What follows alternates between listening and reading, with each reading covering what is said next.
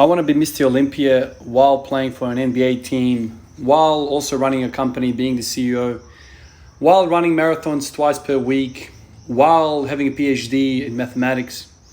Oh, and I also want to, go fishing 3 times a week. It's impossible, right? This is all crazy talk. You can't do everything like that. Albert Einstein once said that the field of mathematics is so wide, the field of physics is so wide that it's impossible for you to know everything. You need to specialize. You need to pick one area and one niche and dedicate your whole life to it to actually know something about that. There is so much knowledge out there. There's so much information out there. It's impossible. A human life does not go long enough for you to master multiple things. It's impossible. All those things that I just said, they clash. There's a major conflict even with the two of them. You can't be a Mr. Olympia while playing for an NBA team. It's impossible.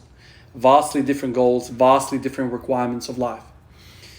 Just like that, the simple sport of raising a freaking barbell, a meter, or whatever the hell we do, in every which way you want to do it, squat, bench, deadlift, whatever you want to do.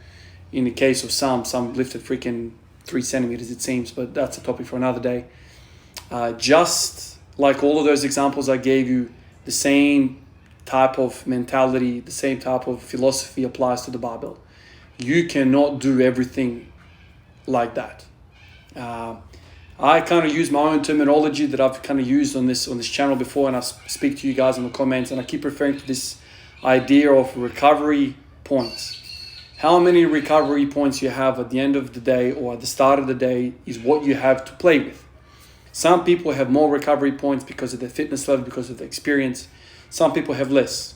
The bigger you are as a human being in terms of body weight, the less you're going to have in terms of how much work you can do at an 85% range.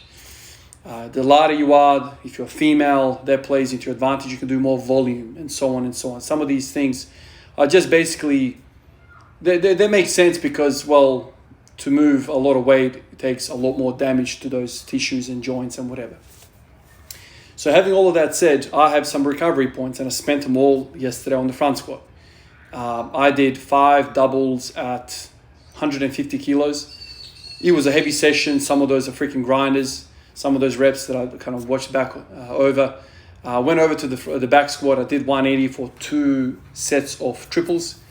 And that basically was the final nail in the coffin of me and my recovery. This morning I woke up. Man, I literally felt like somebody broke into my house and took a bat and smashed the hell out of my traps. I have said this many times before. There is no exercise under the sun that kills me more in terms of the upper back like front squats. It's not even 24 hours. Oh, it is now. It's 24 hours since the front squat session, and I have pain upon light touch of my traps, upper traps. On top of that, also, I have pain in my middle traps, or middle back, if you want to say. Those 2 muscle groups, as you already know, are very, very valuable, very used in the deadlift. This morning I came in, and I was like, this is not going to go well. So much so that I went to my parents' house before I went to the gym, had breakfast there. And at the end of the breakfast, my mom brought this chocolate called Evrocream. It's a Yugoslav thing. It's called, I think, Euro cream or Euro biscuit or something like that. It's basically a block of chocolate, very small block of chocolate, and it's kind of like, it's a nice taste or whatever, but kind of more gives me nostalgic feelings more than taste, because I remember eating those back in the day as a kid in Yugoslavia, ex-Yugoslavia. So she gives me this Evrocream and I'm trying to open it, and I was struggling to open the damn wrapper of this damn chocolate. And I don't know whether you guys know, but it's a really good example. It's a really good indicator if you have trouble, if you can tell that your hand grip strength has decreased for whatever reason, you know that your whole system is out of gas.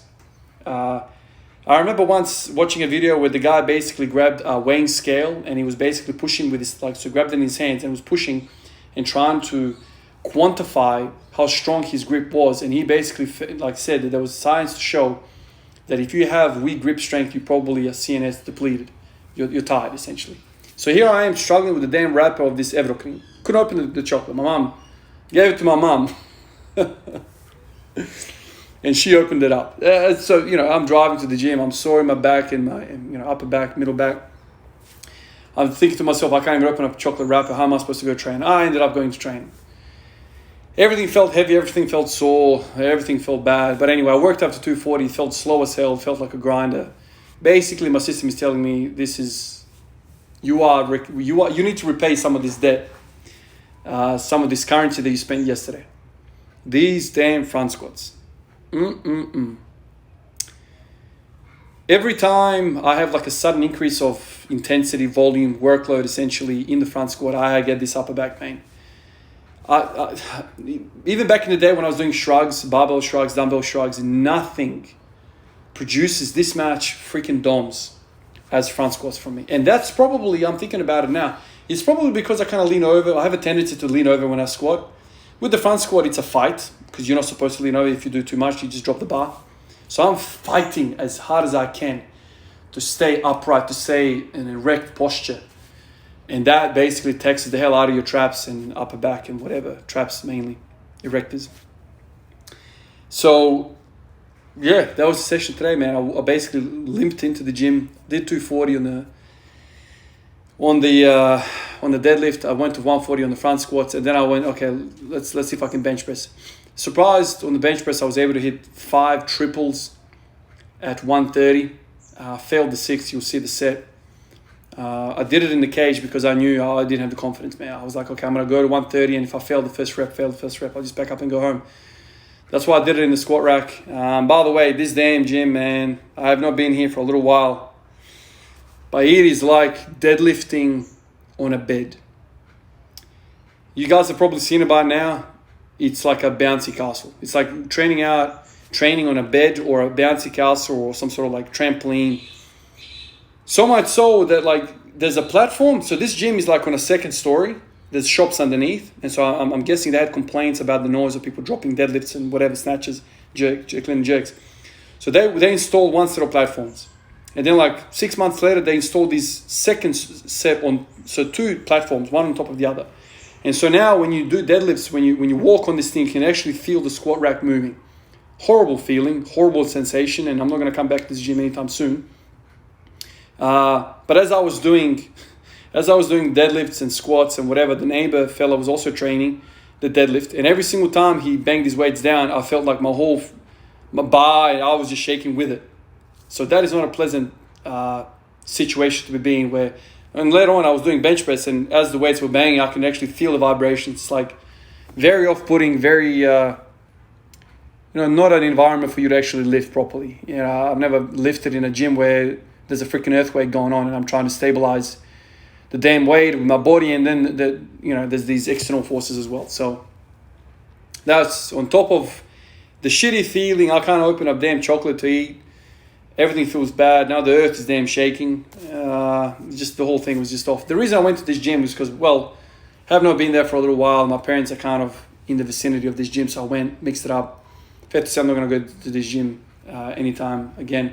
It's a lovely setup of a gym. It's beautiful. It's on the second story. Nice kind of layout of the gym, but just the platforms are just so bad, man. And I spend most of my time on the damn platform on the squat rack, and so that's 99% of my gym experience. And if the whole thing's shaking as I'm training, not exactly the place for me. So that was a session, man. Crappy session. So all of that leads me to my next thought. What am I going to do? 5 doubles at 150. I'm supposed to do that tomorrow as well. I don't know how that's gonna go. It seems as though that the back squat and the front squats are fighting for the same recovery points, exact same recovery points. So if I go berserk on the front squat, you can bet your bottom dollar that my deadlift is going to suffer. So how do you accommodate all of this? Well, you can simply not go heavy on the deadlift and just auto-regulate the hell out of that and just go to 240 and call it quits, like I did today. You can do that, or you can go even sub that 240. You can stop at 200. I don't know, work with 70% weight or whatever the hell that is. You can do any of those things.